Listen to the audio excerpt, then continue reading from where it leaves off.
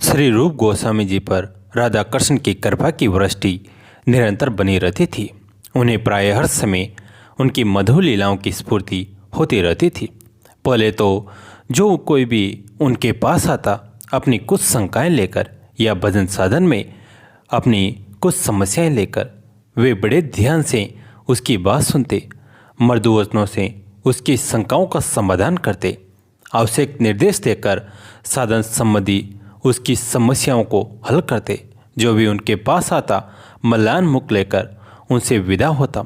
एक अकथनीय आनंद लहर से व्याप्त मन और प्राण लेकर, पर अब अक्सर उन्हें किसी के आने जाने का पता भी न चलता था। लोग आते उनके पास उनके वचनामृत से तृप्त होने, पर कुछ देर उनके पास बैठकर प्यासे ही लौट आते। एक बार कृष्णदास नाम के एक विशिष्ट वैष्णव भक्त जो पैर से लंगड़े थे, उनके पास आए कुछ सत्संग के लिए। उस समय गोस्वामी जी राधा कृष्ण के एक दिव्य लीला के दर्शन कर रहे थे। आप सब भी कीजिए लीला के दर्शन। राधा प्यारी एक वृक्ष की डाल से पुष्प तोड़ने की चेष्टा कर रही थी। डाल कुछ ऊंची थी, वे उचक उचक कर उसे पकड़ना चाह रही थी, पर वो हाथ नहीं आ रही थी। श्याम सुंदर दूर से देख रहे थे। वे आए चुपके से और राधा रानी के पीछे से डाल को पकड़कर धीरे धीरे इतना नीचे कर दिया कि वो उनकी पकड़ में आ जाए। उन्होंने जैसे ही डाल पकड़ी, श्याम सुंदर ने उसे छोड़ दिया। राधा रानी वृक्ष से लटक कर रह गई। यह देखकर रूप गोस्वामी को हंसी आ गई। कृष्णदास समझे कि वे उनका लंगड़ापन देखकर हंस दिए हैं। क्रोध हो वे तत्काल वहाँ से चले गए। रूप गोस्वामी को इसका कुछ भी पता नहीं। अकस्मात उनकी लीला स्फूर्ति बंद हो गई। वे बहुत चेष्टा करते तो भी लीला दर्शन बिना उनके प्राण छटपटाहट करने लगे, पर इसका कारण वे समझ न सके। सनातन गोस्वामी के पास जाकर उन्होंने अपनी व्यथा का वर्णन किया और इसका कारण जानना चाहा। उन्होंने कहा, तुमसे जाने या अनजाने कोई वैष्णव अपराध हुआ है जिसके कारण लीला स्फूर्ति बंद हो गई हैं। जिनके प्रति अपराध हुआ है उनसे क्षमा मांगने से ही इनका निराकरण हो सकता है। रूप गोस्वामी ने पूछा, जानबूझकर तो मैंने कोई अपराध किया नहीं। यदि अनजाने में किसी के प्रति कोई अपराध हो गया है तो उसका अनुसंधान कैसे हो सकता है?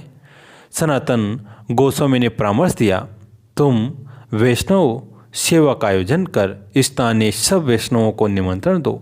यदि कोई वैष्णव निमंत्रण स्वीकार न कर सका तो जानना कि उसी के प्रति अपराध हुआ है। रूप गोस्वामी ने ऐसा ही किया। कृष्णदास बाबा ने निमंत्रण स्वीकार नहीं किया तथा निमंत्रण देने आए व्यक्ति से उन्होंने वह घटना भी बताई। रूप गोस्वामी ने जाकर उनसे क्षमा मांगी और उस दिन की अपनी हंसी का कारण बताया। तब बाबा संतुष्ट हुए और फिर से लीला स्फूर्ति होने लगी। नाम अपराध के बारे में महाप्रभु ने कहा है, भक्ति एक सुकोमल लता के समान है और वैष्णव अपराध मदमस्त हाथी के समान है। वैष्णव अपराध भक्ति लता को समूल उखाड़ फेंकने का सामर्थ्य रखता है, इसलिए साधक रूपी मालिक को उसे यत्न से ढककर और अपराध रूपी हाथी से बचाकर रखना चाहिए। जय जय श्यामा। एक बार किसी गोपी ने भगवान की वंशी से पूछा कि तूने ऐसा कौन सा तप किया है जिसके कारण तू सदा भगवान के अधरामृत का पान करती हैं? इस पर मुरली ने कहा कि मैंने अपने हृदय को एकदम खोल दिया है, अहंकार शून्य कर दिया है। भगवान जैसा सुर मेरे अंदर भरते हैं वही राग में अल्पाने लगती हूँ।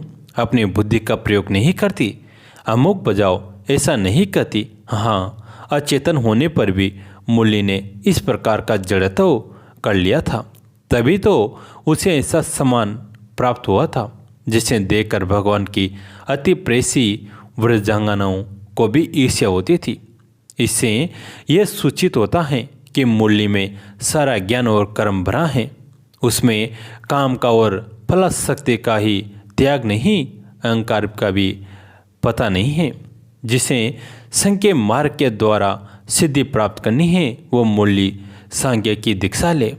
निष्काम कर्म सीखना हो मुरली से सीखे। इसलिए कि भगवान इसे अपने चरण तल में रखते हैं। इसके अतिरिक्त एक महत्व की बात और है, वो ये है कि मुरलिका केवल मनुष्यों पर ही नहीं, जड़ चेतन सब पर समान रूप से अक्षुण्ण प्रभाव पड़ता है। उसके रकों को सुनकर जड़ चेतन और चेतन जड़ हो जाते हैं। वृक्षों से रस टपकने लगता है, सूखी लकड़ियाँ भी गीली हो जाती हैं, शुष्क हृदय रस में बन जाता है। जिस समय भगवान की वह अनोखी मुरली व्रज में बजती थी, लाखों गायें और बछड़े उन्हें घेर कर खड़े हो जाते थे और स्तब्ध एवं निश्चेष्ट होकर उस शब्द को सुनते थे। यहाँ कोई यह आश्चर्य न करे कि व्रज में लाखों गायें कहाँ से आई। जिसके पास 9 लाख गायें होती थी उसकी नंद संज्ञा होती थी, और उससे कुछ कम संख्या की गायें जिसके पास होती थी वो उपनंदन कहलाता था। इस प्रकार के उपनंदन तो गोकुल और वृंदावन में अनेक थे। उन सब की गायें एकत्र होकर व्रज की वन भूमि में गोप बालकों की देखरेख में चरने जाती थी, और नंद नंदन उन सबके नेता थे। जिस समय वे अपनी मुरली में सुर भरते, सबकी सब गायें और बछड़े दूर दूर से वंशी रकों को सुनकर दौड़े आते और सब कुछ भूलकर उस वंशी रकों को सुनने में तल्लीन हो जाते थे। उस समय उन सारे पशु पक्षियों तक का बिना किसी प्रकार का प्रयत्न किए योग सब जाता था। गायें चढ़ना भूल जाती थी और बछड़े अपनी माताओं का दूध पीना छोड़ देते थे। जो जीरा अवस्था में होता उसी अवस्था में संसा होकर रह जाता। सारी क्रिया उसकी बंद हो जाती, हिलना डुलना तक बंद हो जाता। उस अलौकिक कण रसायन के कानों में आते ही अत्यंतिक तृप्ति हो जाती थी। इससे यह भाव लेना चाहिए कि जिसके हृदय में भगवान के चरणों के साथ यह मुरली आ गई, उसमें उस मुरली के गुण आभात यह हैं कि जिसके मन इंद्रिय वश में है वही आँख मूंद कर दौड़ सकता है और उसके गिरने का भय नहीं रहता। यह बात तो हम सांसारिक भी देखते हैं। जिस सवार का घोड़ा सदा हुआ होगा वो सोते हुए सवार को भी निर्विघ्नता पूर्वक निश्चय स्थान पर पहुंचा देगा।